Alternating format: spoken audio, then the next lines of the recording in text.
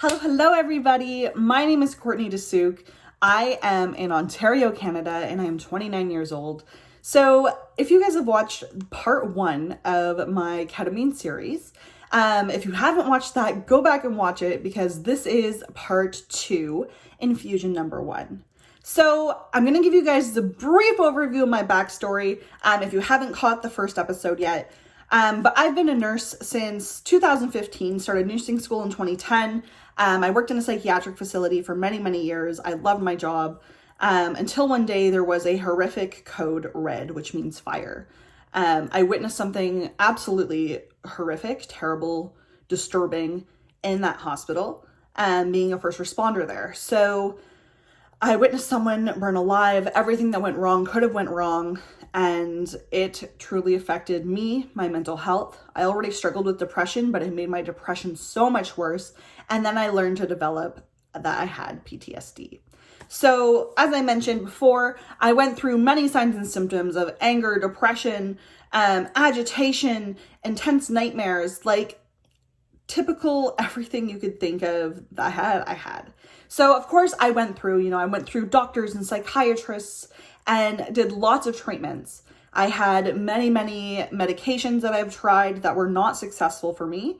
They truly made no difference in my mood. They made me a little zombie-like.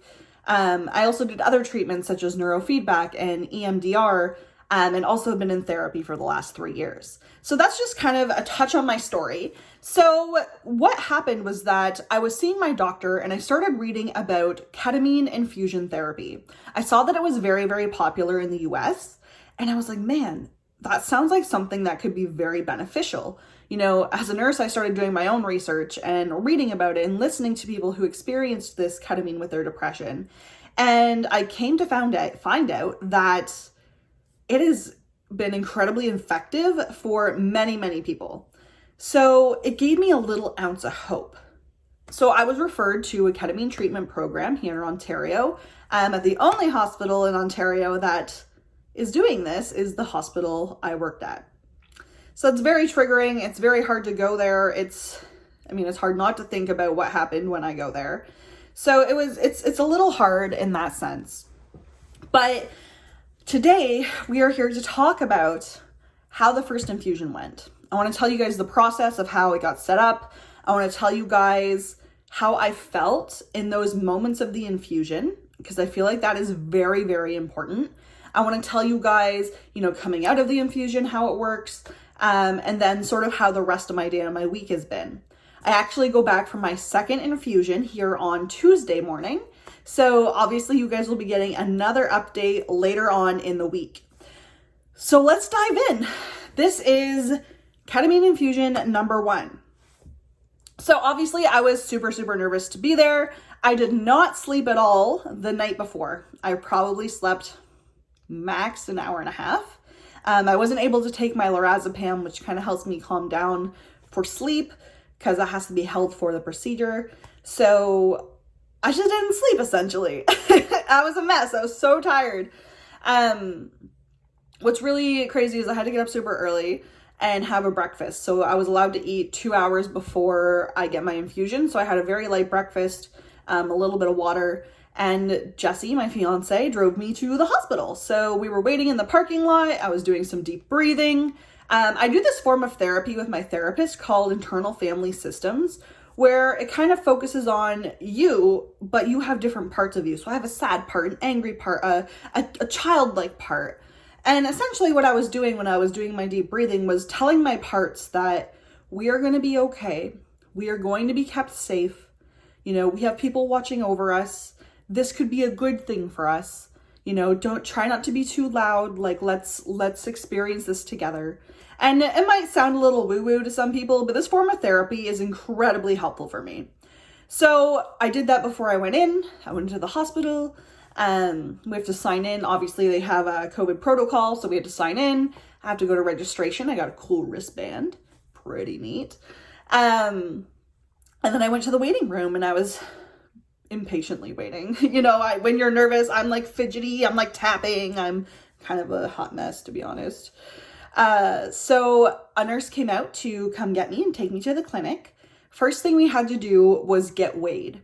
So this infusion is based off of weight. This dose is so incredibly small. I believe it was 0.5 per kilogram. So obviously they have to weigh you in kilograms, get your weight, and then they base the dose off what your weight is. So if you're losing like 5 to 10 pounds, you're going to have to be reweighed and assessed because they don't want to give you too much or too little ketamine. So we did the weight, which that's not the fun part. No one wants to know their weight. So we did that and we went to the waiting room. So the waiting room, and like, it's a little triggering for me personally because the waiting room is the ECT room where I used to take my patients for ECT. So being in there was a little triggering. It was a little hard, but in my head, I kept saying to myself, you know, you can do this. You have to do this. You're strong. You're facing the fear. You're doing it. You're doing it. And so I got in there and they had to do like a rapid test, which is like the first time I've ever had to do one, which is weird. Got one of those done. Obviously it was negative. And then it was kind of cool, but there was a friendly face there. So actually a past coworker who I used to work with was there. She's helping with the clinic. And she asked if she could help with my infusion. So I said, of course. It was nice to have a familiar face around. So they took me to my stretcher bed area, you know, took off my sweater, my coat, my boots, grabbed my headphones and my sleep mask. Okay. These were crucial for me. So I was laying in the bed and, you know, they're kind of explaining the procedure, how it works. You know, it was, it was just literally explaining things. I had to do a questionnaire, kind of fill out how I was feeling that day or that week. So that was awkward. You know, they did the vitals. They have to have a certain blood pressure level you have to be at so they can start the infusion. Everything went well there. And then they started getting everything set up. So I've only ever had one IV in my life, and that's when I got my wisdom teeth out. And it hurt. So this time I was like, oh my gosh, this is only my second IV. Like, this is gonna suck, essentially. So they put the first one in, blew the vein, it didn't work. And then they had to do a second one. So they went to put the second IV in actually right here. And they almost hit the vein, but they were close. So someone else had to come over and kind of guide it. They had to fish around for the vein, which it felt so horrible, but tolerable, obviously. So they got everything set up there. You know, they taped the crap out of my arm to make sure everything stayed in place.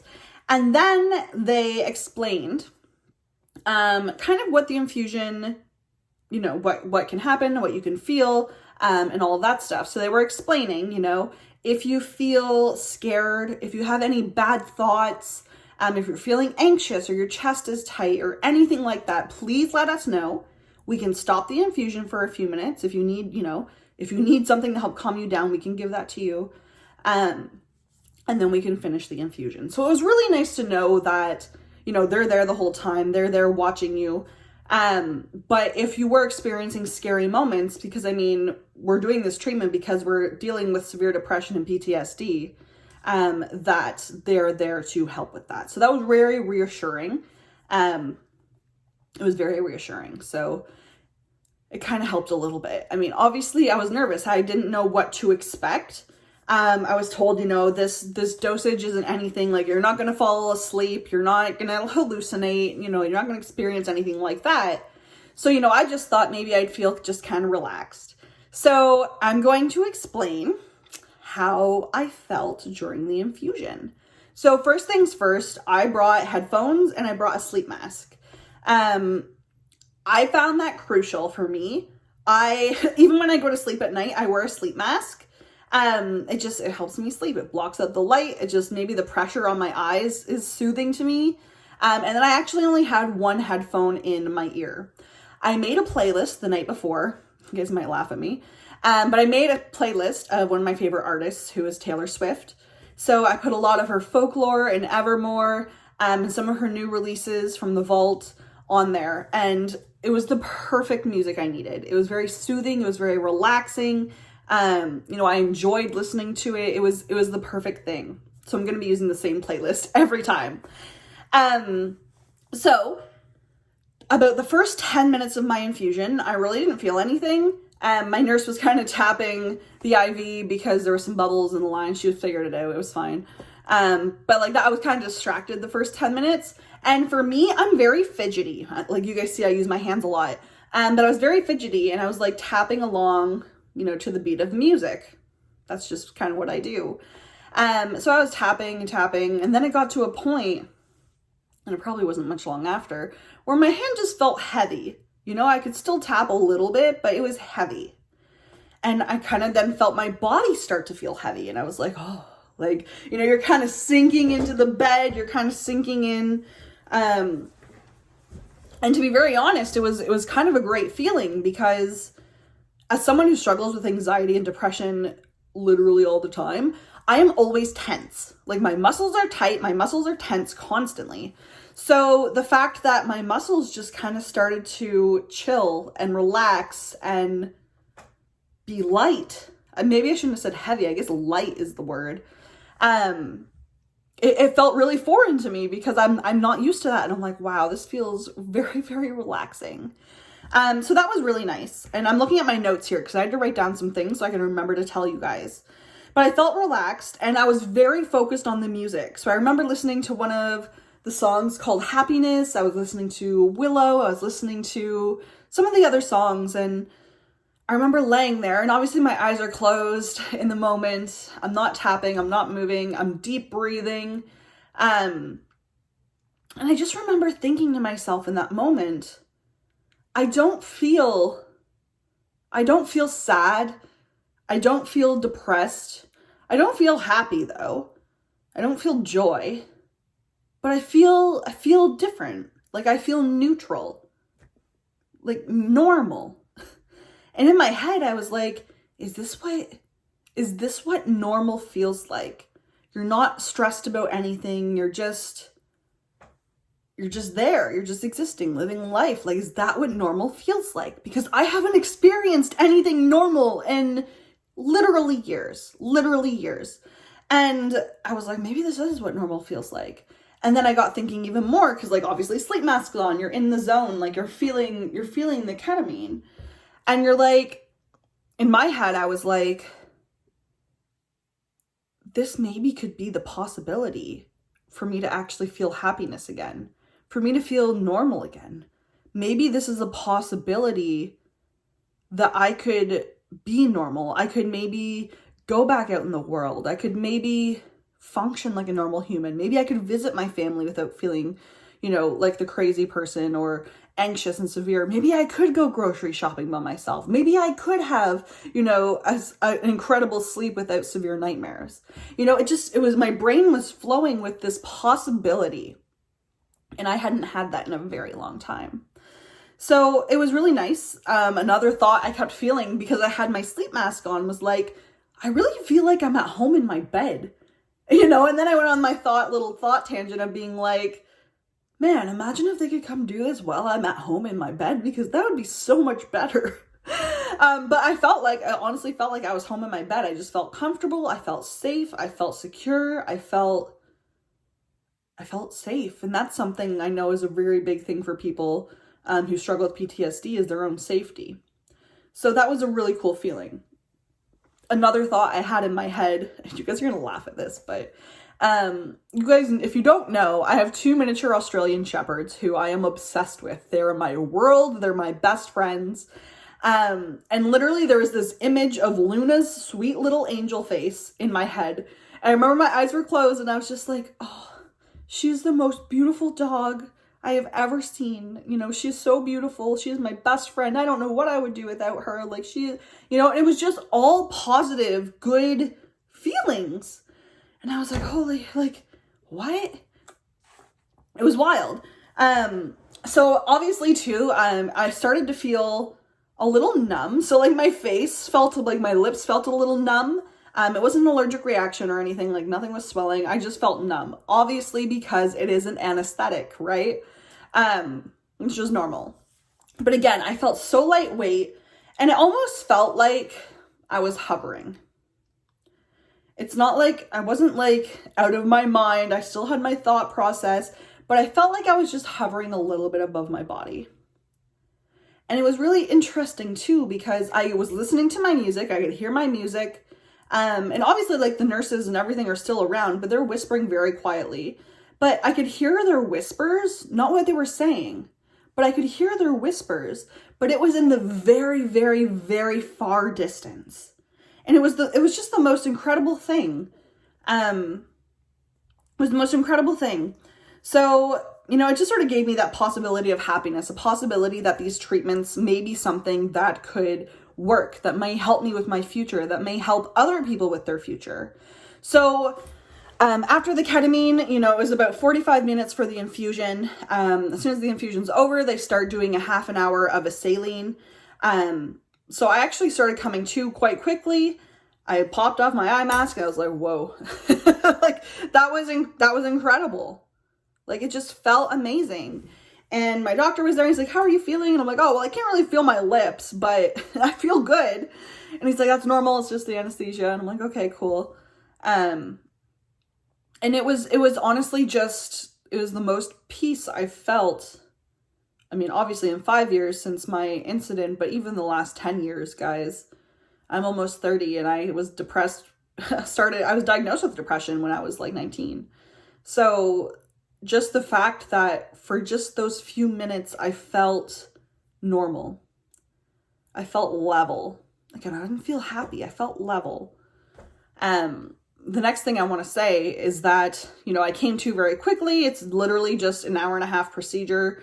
You're in and out. Make sure you have someone to drive you home. Thank goodness Jesse was there. He gets to drive me home. But it's something I want to, talk about. This is something I want to advocate. And if you guys know me, I talk about mental health. I talk about what I've been through, what I've experienced, what I've, experienced from other people, even being a mental health nurse. But this is something I'm going to advocate for. I have tried. If you can name an SSRI, I've probably been on it. If you can name an SSRI, I've also probably been on it. They did not work for me. They did not work for me at all. They did not help with my mood. Some of them made me worse. Most of the time, nothing made me better. So I'm going to advocate for this for sure, because I know there's other people out there like me who have a treatment-resistant depression. And that's nothing to be ashamed about. It just means our bodies do not like those meds. So this is called ketamine infusion therapy. If you live in Ontario, Canada, this is a program through Providence Care Hospital that you can be referred to. I want to spread awareness for this, so please feel free to share this video. If you know someone who's suffering or struggling with these things, I will continue to be updating, this little episode series. I want you guys to know how the journey's going. Also, I am doing a clinical study for cognitive behavioral therapy with PTSD while doing this ketamine. So I did my first CBT session. It's online, and I did that yesterday, which was hard. I've had a lot of emotions since I've had the ketamine. The first day I was just kind of level. Second day I was a little wavy. Yesterday I just felt like everyone hated me, which is a normal feeling for me. And I was a little triggered yesterday because the CBT involves, talking about the incident, talking about your struggles, what you want to try to accomplish, all of those things. So I definitely would recommend having a therapy along with this treatment. I also have a psychotherapist who is incredible, and I still have my weekly sessions with her as well. So this is going to be a process, but I want you guys to come along for the ride. And again, if you have any questions about this at all, please feel free to come reach out to me. I will do my absolute best to explain this. I can give you resources. I can share YouTube videos I've watched. I can share information I've found. But this has given me a very positive, hopeful outlook for this treatment.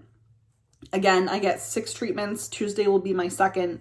And we are going to continue to monitor. We're going to continue to talk about how I feel during the treatments, how I'm feeling afterwards, and we're going to follow this process together.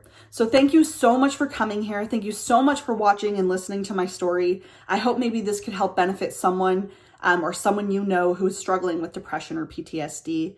And guys, I just want to say I love you and thank you for your love and support online, because it means the absolute world to me. I hope you guys have a great day, and I'll see you later this week. Bye.